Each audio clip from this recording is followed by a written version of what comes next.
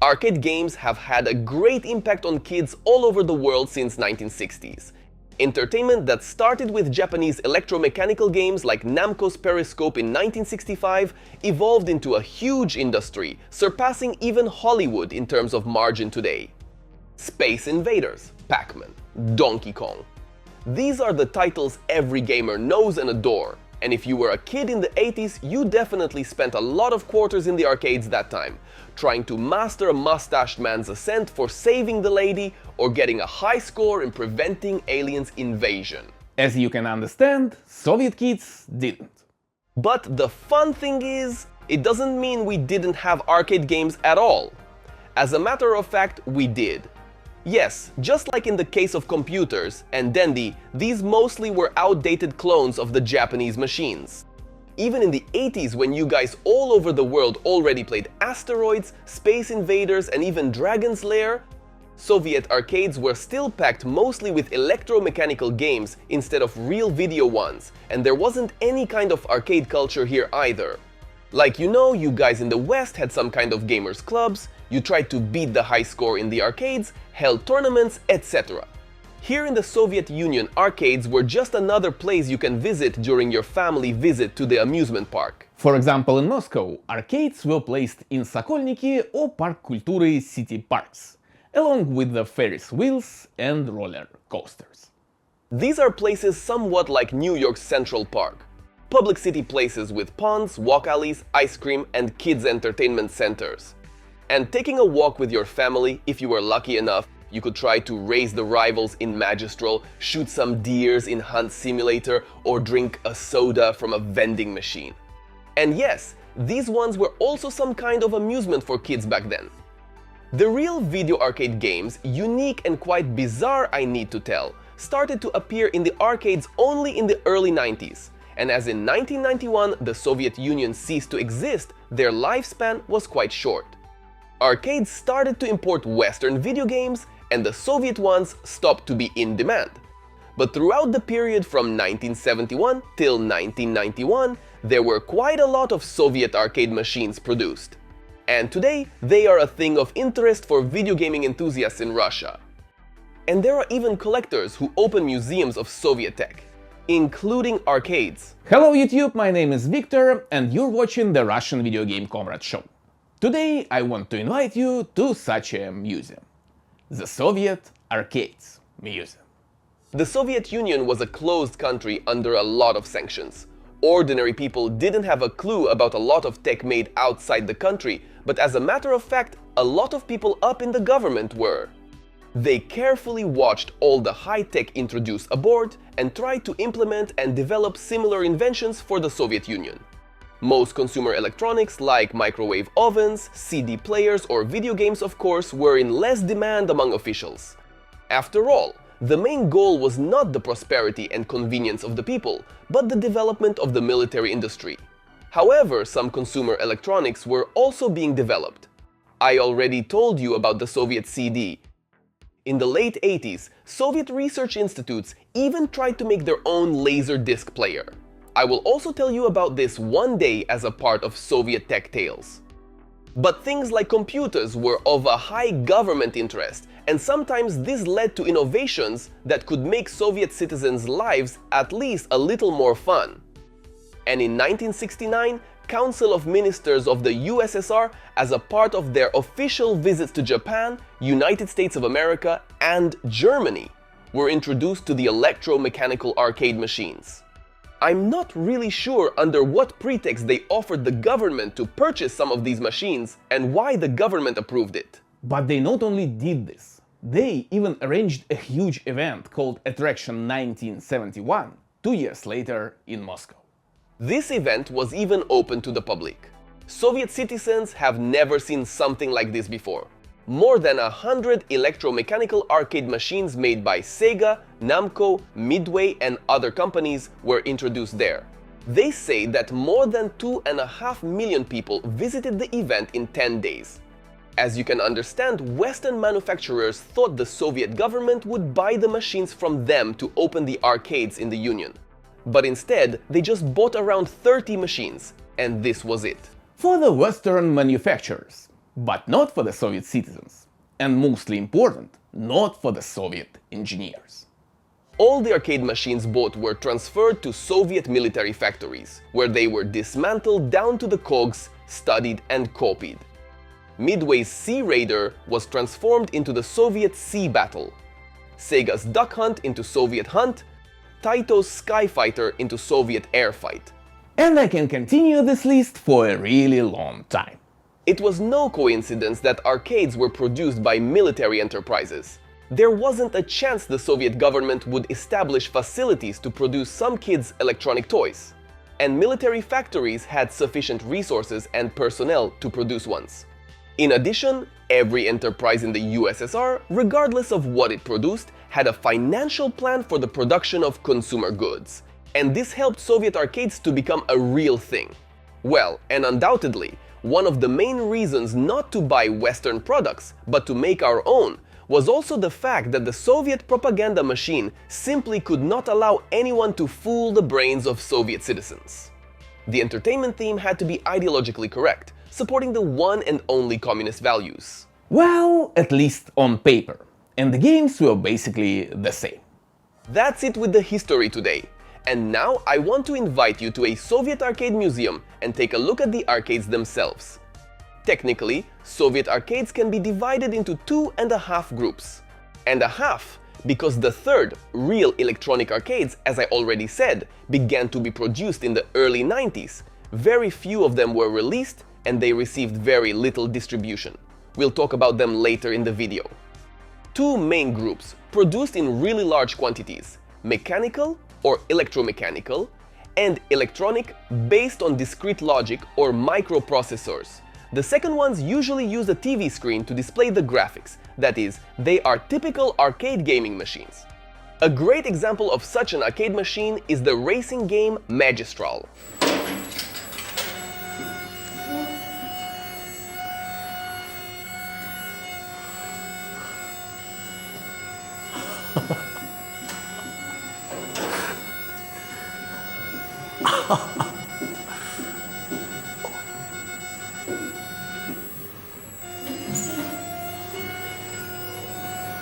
It's one of the latest Soviet arcades introduced in the 1990s.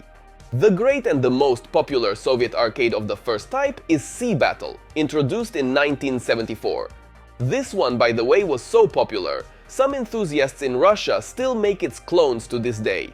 You can buy one right now on the Russian Yandex marketplace for $3,000 approx.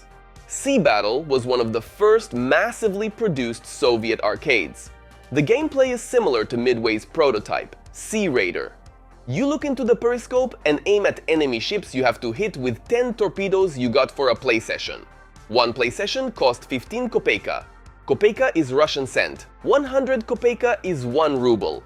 If you want a comparison to understand how much 15 kopeka worth in the 80s USSR, here you are.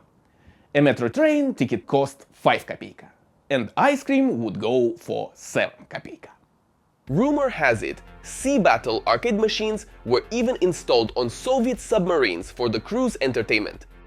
There also was a 2-player version of this game under the name Torpedo Attack. I think shooting games were the most popular type of the Soviet arcades. If you didn't like the marine theme, you could alternate it with, for example, Air Force One. Air Fighters was introduced in 1975. The gameplay was similar to the Sea Battle, except this time you had a big screen and a joystick instead of a periscope and enemy fighters instead of the ships. You have to move the crosshair to align it with the jets and press a button to shoot them. Not into the war thematics at all? Okay, then why not to try your hunting skills? The hunt game can even be played in multiplayer. Plastic animals figures are moving inside with the light sensors on them. Hit one and get 1 point. The person who hits more wins. There also were several variations of this arcade machine. Don't want to shoot animals either? Okay, let's try just shooting targets in the sniper game. There also were several variations of this one, but the basics of the gameplay were always the same. You aim with a light gun and take a shot. That's it. The more targets you hit, the more score you get. In today's standard of video games, these ones are quite boring. If we continue to the second group of Soviet arcades, we can find similar but more entertaining games there. For example, Safari, introduced in 1987. This is also a shooting game, but this time there is no actual gun in it. Only a screen with running animals along with your character and a single button for shooting. You have to time the button pressing to hit an animal and to avoid bullets hitting the trees. And yes, that's it. Kids around the world played Contra, R-Type and Double Dragon in 1987. Soviet kids played Safari. Well, not only Safari. We also had, for example, Auto Rally M and Gorodki. Auto Rally M is a kind of racing game. Yes, I know Sega's magnificent Outrun was released in 1986, but I know it now in 2024. In 1987, Soviet kids hadn't a single clue of its existence. You could either play this one or not play at all. I don't think I have to explain the gameplay here, right? It's pretty basic.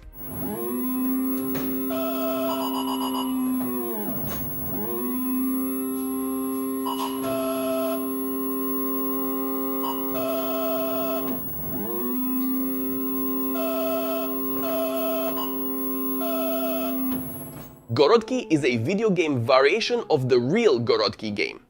It's the game where players build figures from the wooden pieces and then have to hit it with a bat, throwing it from a distance. You just aim with the joystick and throw a bat with a button. That's it.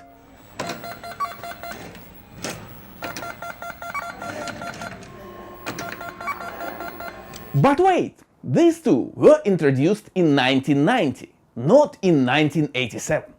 Yes, no kidding. In the 1990s, the year Super Mario World for SNES and The Secret of Monkey Island for PC were released, Soviet kids played Auto Rally M and Gorodki in the arcades. I assume now you understand how huge was Stifler's Dandy in Russia when it was introduced in 1992. Aside from the mentioned ones, we also had a varied amount of foosball arcades, tabletop hockey, basketball, test-you-might machines, and even several pinball tables. In the 1990 and 1991, some of the arcades also got some real video game machines, mentioned earlier as half a group. All of them were made under the TIA-MC1 abbreviation in Vinnytsia, Ukraine. God, Soviet authorities loved abbreviations. TIA-MC1 stands for TV Gaming Machine, Multi-Frame, Color. And you can consider it as Soviet Neo Geo. It was a standard arcade machine with interchangeable games. It was based on a Soviet clone of Intel's 8080 processor running at 1.87 MHz with a 16-color display with a 256 at 256 pixel screen resolution. There were a total of 12 games released for it in 1990 and 1991. Only 6 of them are still available today. The other 6 were completely lost. The most famous games that are still available not only on the original arcade at the museum, but also throughout emulation are The Little Humpbacked Horse and The Fisherman Cat. And these are real original Soviet arcade games. Yes, quite bizarre and terribly hard to beat if you ask me. But they exist, and thanks to the internet, you can even try playing the Soviet arcade games history yourself if you want to. The Little Humpbacked Horse is a platformer where you have to save the princess from the evil sorcerer. It's quite short and contains only 16 gameplay screens and can be completed in less than 4 minutes. But boy, it's hard to beat it. The controls are clunky, the timings are rough, and sometimes if you don't know what exactly you have to do on a screen, it's almost impossible to figure it out. I personally haven't seen it in the arcade in the 90s and got acquainted with it only later via the internet. But I really feel sorry for the people who had to spend their money on it back in the day. The Fisherman Cat is even worse. It has only 3 levels in it, but for a long time people thought that level 2 was impossible to complete. Level 1 is a kind of fighting game. The goal is to collect worms to go fishing, but the crow stops you from doing it, so you have to beat the shit out of it while collecting worms. And it's not an easy thing to do. Have you ever played Ultimate Mortal Kombat 3 on Nintendo DS? Well, this one is much worse. The crow is a goddamn ninja, and your cat, well, he's just a cat. So good luck collecting 10 worms without being beaten to death by this damn bird. If you succeed, welcome to the fishing level. Here you have to catch yourself a dinner and don't let the dragonfly eat it first. Yes, this is a Soviet fish-eating dragonfly. Please, don't even ask me for details, I have nothing to tell you. In the final level, you have to protect your fish from another cat. Yes, beating the shit out of him, of course. Level 3 is much easier than level 1, by the way. The last two available TIA MC1 Today games are SOS and the Snow Queen. Both look and play quite the same as the two ones mentioned before. These are simple platformers on several screens with the most frustrating difficulty level you ever encountered in an arcade game. As I mentioned earlier, there is an emulator that plays TIA MC1 games, and it's available on the internet both for PC and Android devices. Remembering the issue with the Soviet consoles emulators links I posted on YouTube, I won't post the links to the emulator here today. It's still fun for me that YouTube decided to strike me for distributing games that are not only abandonware, but even were made by the non-existing nowadays country. So if you're interested to try the games yourself, I'll make a post on my Patreon page with the links. The post will be available without the paid subscription, so feel free to come and get the links there. The link to my Patreon page is in the description. And I think this concludes the Soviet arcade game story for today. Of course, games mentioned on today's episode are not the only ones that were released for the Soviet arcades.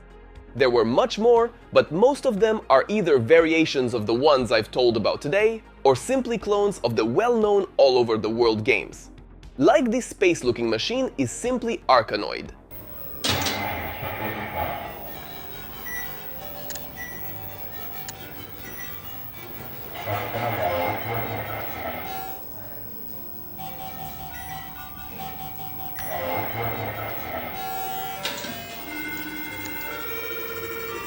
And this one is a clone of a snake game.